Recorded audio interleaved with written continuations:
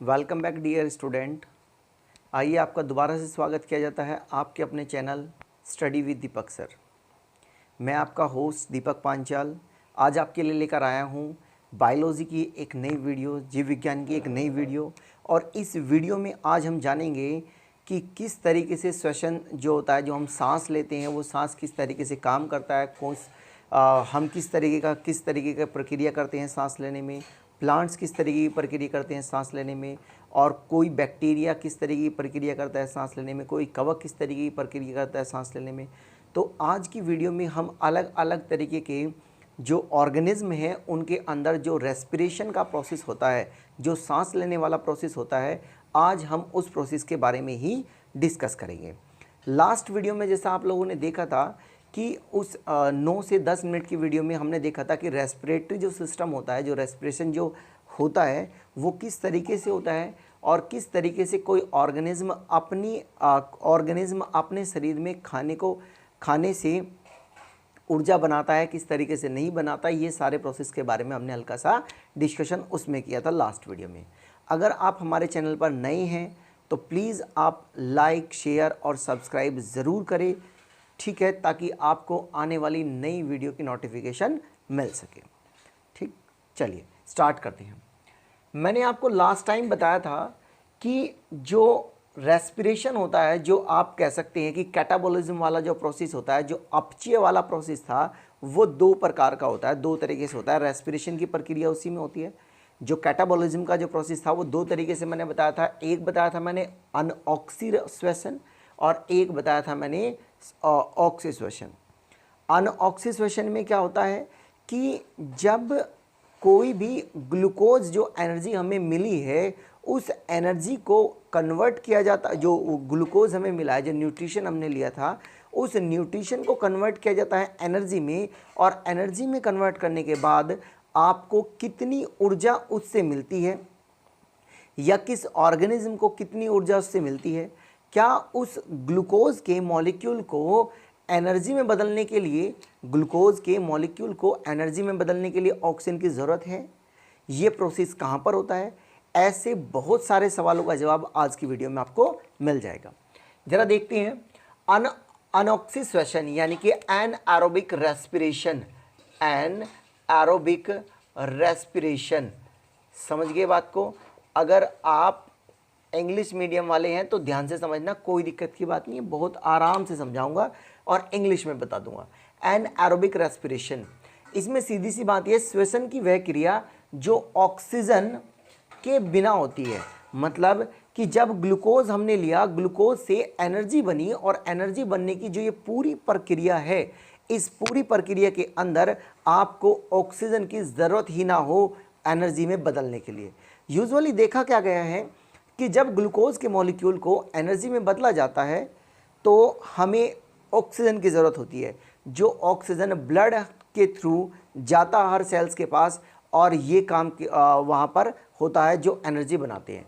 ये जितनी भी प्रक्रिया हो रही है, यानी कि ऊर्जा बनाने का जो काम किया जा रहा है डियर स्टूडेंट, ये सारा का सारा काम सेल में किया जाता है। कहाँ पर किया जाता है? सेल में। यानी कि आप कह सकते हो कि ये सारा काम कोशिका में किया जाता है, कोशिका में किया जाता है।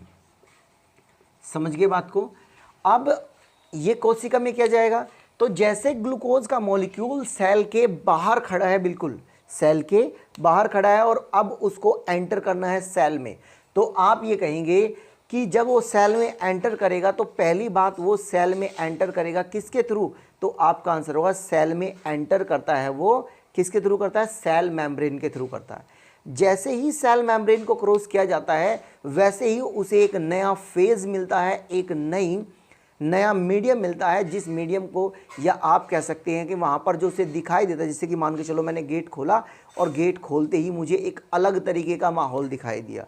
तो ग्लूकोज का मॉलिक्यूल जैसे ही सेल मेम्ब्रेन को क्रॉस करके सेल में एंटर करता है, वहाँ पर वो पहुँच जाता है साइटोप्लाज्म यानी कि कोशिका द्रव में। इसमें पहुँच जाता है साइटोप्लाज्म यानी कि कोशिका द्रव में।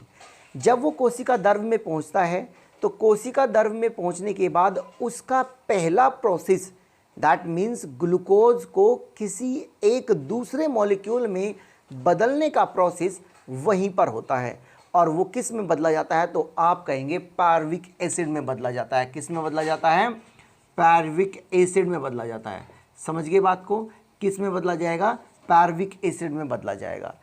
फिर ये पायरुविक एसिड जो होता है ये ही बदलता है आगे कि एनर्जी कितनी बनाएगा, कितनी नहीं बनाएगा, कितने CO2 बनाएगा, कितने वाटर मॉलिक्यूल्स बनाएगा। 3 चीज़ें बनती है रेस्पिरेशन के थ्रू। जब ये रेस्पिरेशन वाला काम होता है, जब एनर्जी बनाने का काम होता है, ग्लूकोज का यूटिलाइजेशन होता है for the production of energy, glucose को यूज़ किया जाता है ऊर्जा बनाने में, तब 3 चीज़ें बाई प्रोडक्ट में मिलती है। एक मिलता है CO2, एक मिलता है वाटर, एक मिलता है आपको एनर्जी। अब डिपेंड करता है CO2 के स्थान पर ये 2 चीज़ तो मिलेगी, कौन सी, वाटर और एनर्जी। लेकिन एक मेन बात जो ये वाली है कि CO2 के स्थान पर हमें क्या मिलेगा, तो ध्यान से समझना, CO2 के स्थान पर हमें 3 चीज़ें मिल सकती हैं। मतलब ऑप्शन में 3 चीज़ें हो सकती हैं जो मिले। आपको CO2 मिल जाए, आपको C2H5OH मिल जाए, या आपको लैक्टिक एसिड मिल जाए। क्या मिल जाए, लैक्टिक एसिड मिल जाए। तो डियर स्टूडेंट, ये 3 चीज़ें आपको वहाँ पर मिल सकती हैं, ये 3 चीज़ें आपको वहाँ पर मिल सकती है।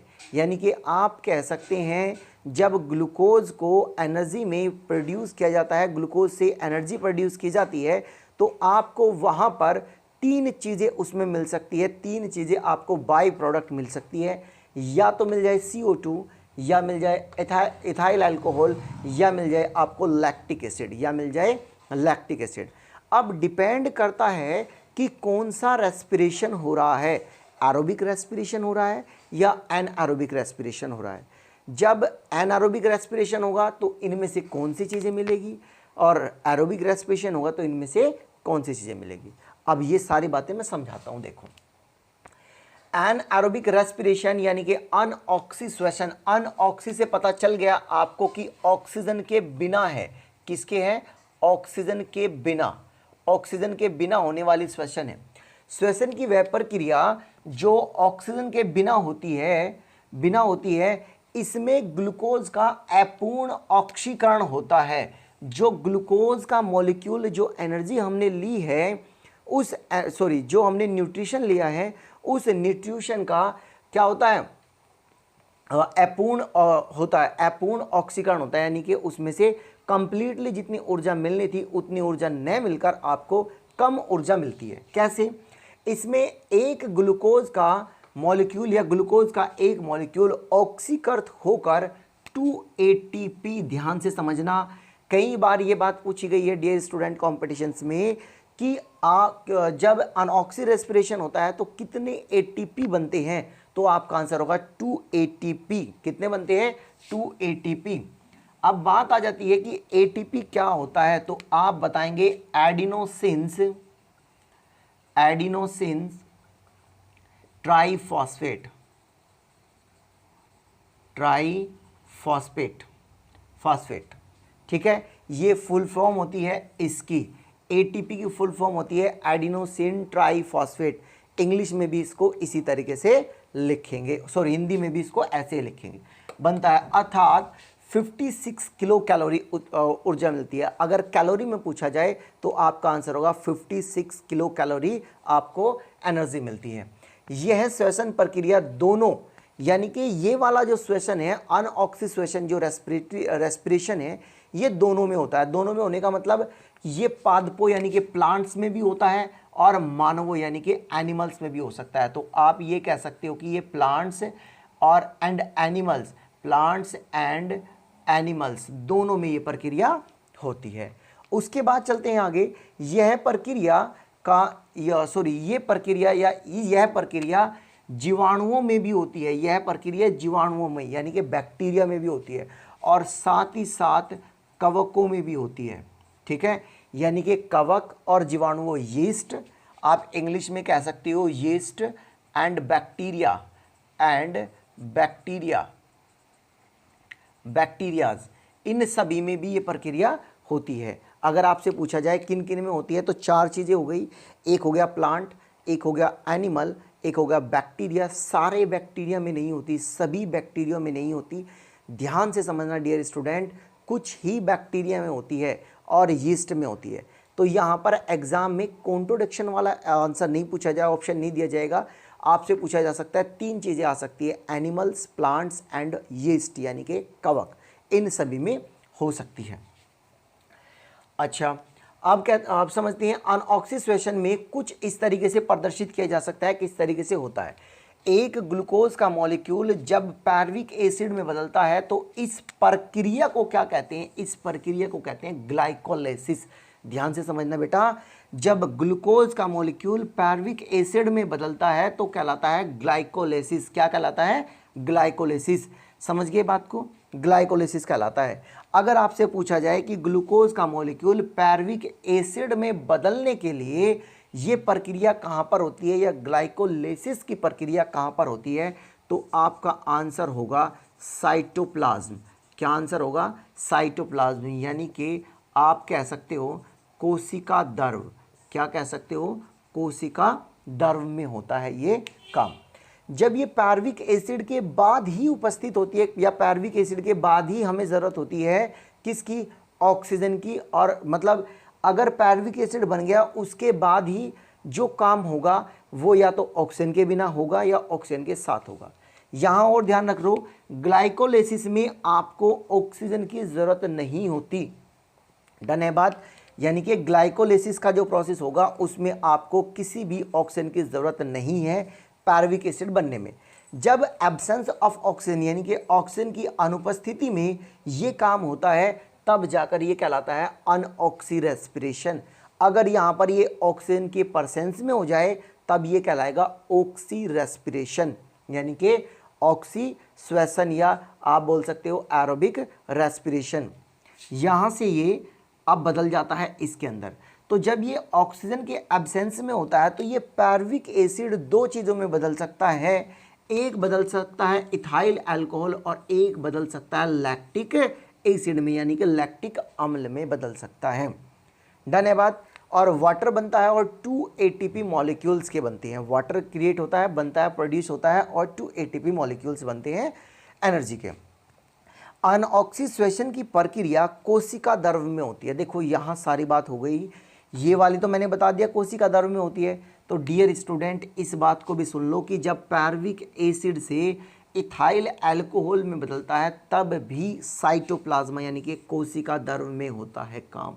तो ये बात क्लियर हो गई कि whole the process of anaerobic respiration occurs in cytoplasm of a cell. किसी भी सेल के साइटोप्लाज्म में ये प्रक्रिया होती है।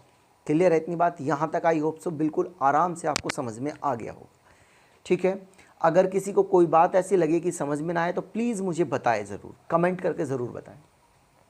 या आपको जो पार्ट ऐसा लग रहा है कि सर ये मेरे को पार्ट समझ नहीं आ रहा है, इस पर वीडियो बना दीजिए, या ऐसा लगता है कि इस टॉपिक के अंदर ये वाली बात समझ नहीं आई है, तो मैं आप लोगों को बता दूं कि आप प्लीज़ वीडियो को बार बार देखें ताकि इसको आप आसानी से समझ सकें।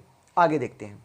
नोट में हमने कुछ बातें लिखी है कि अनऑक्सीडेशन में ऑक्सीजन की अनुपस्थिति में, यानी कि जब अनऑक्सीडेशन होता है, जब एनारोबिक रेस्पिरेशन होता है, तो यहाँ पर आप ऑक्सीजन की अनुपस्थिति में क्या हो सकता है?